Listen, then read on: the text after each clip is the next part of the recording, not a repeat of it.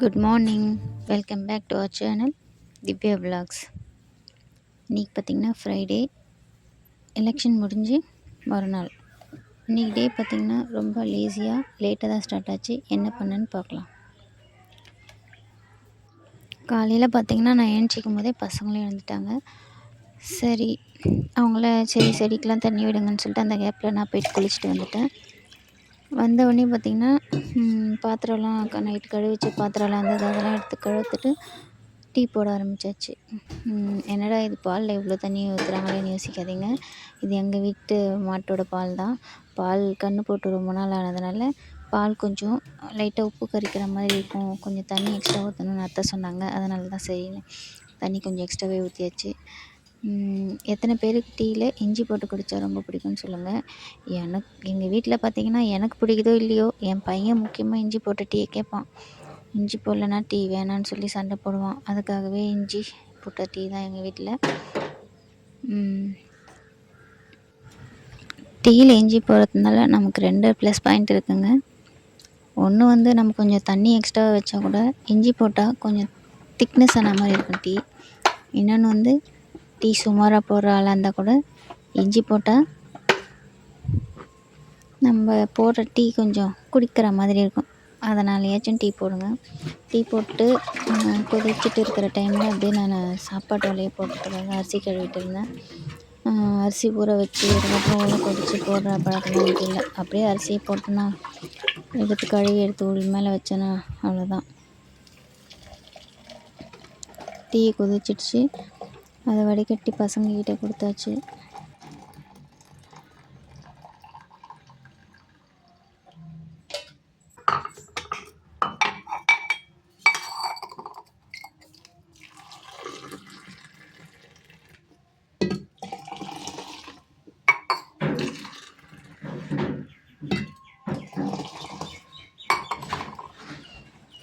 அதுக்குள்ளே பார்த்தோன்னா என் சின்ன பையன் வெளியே இருந்து அம்மான்னு கூப்பிட்டு வந்தான். அதான் சரி அவனை போய் பார்த்துட்டு என்னன்னு கேட்டு வந்தேன்.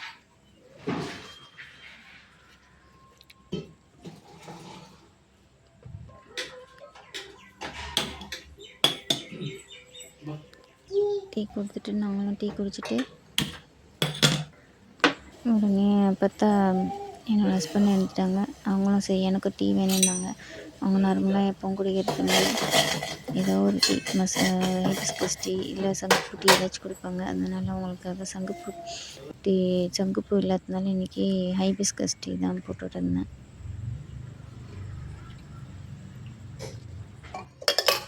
ஹைபிஸ்கஸ் டீனா ஒன்றும் இல்லைங்க, சும்மா வாட்ரு பாயில் பண்ணிவிட்டு அதில் ஹைபிஸ்கஸ் போட்டுட்டு கொஞ்ச நேரம் கொதிக்க விட்டுட்டு வடிகட்டிட்டு அதை லைட்டாக லெமன் ஜூஸ் கொஞ்சம் பிழிஞ்சு விட்டிங்கன்னா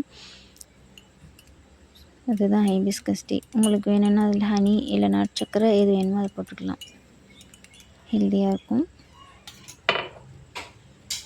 உடனே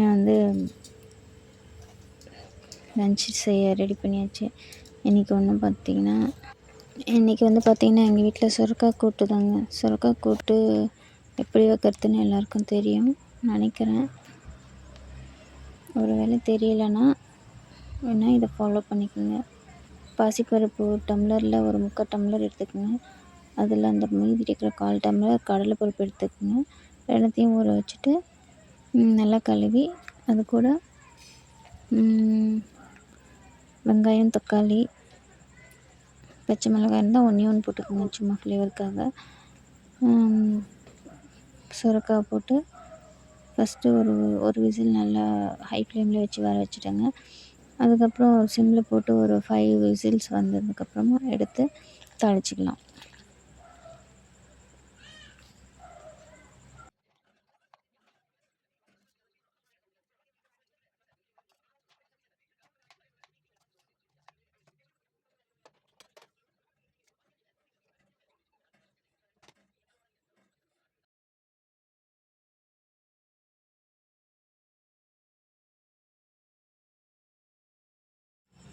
கூட்டுக்கு சரி வெண்டைக்காய் இருந்தது, அதான் வெண்டைக்காய் பொரியல் பண்ணலான்னு வெண்டைக்காவும் கட் பண்ணிகிட்டு இருந்தேன்.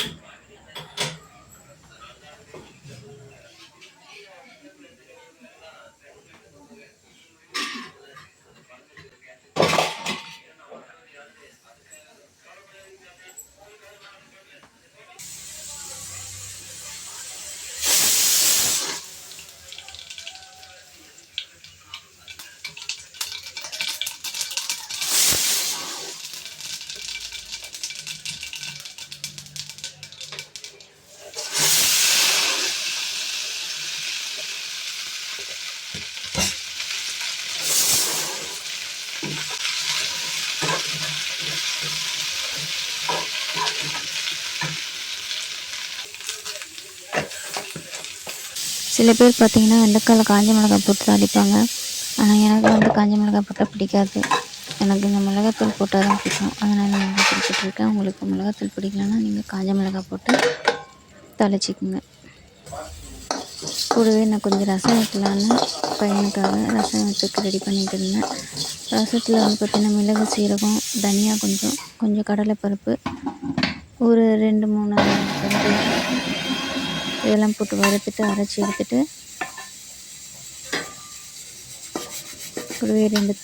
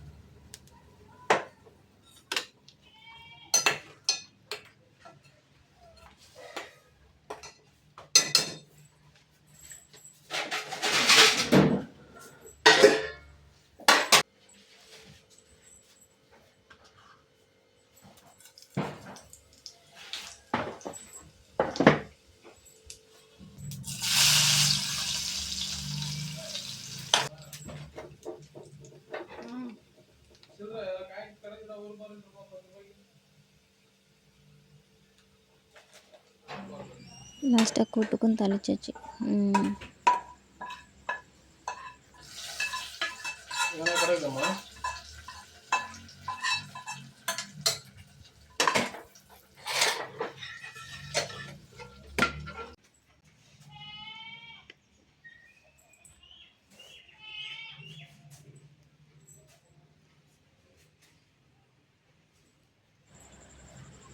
ஃபைனலாக நம்மளோட லன்ச் ரெடி.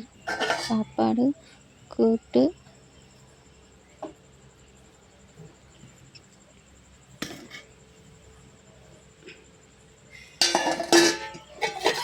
வெண்டைக்காய் பொரியல்,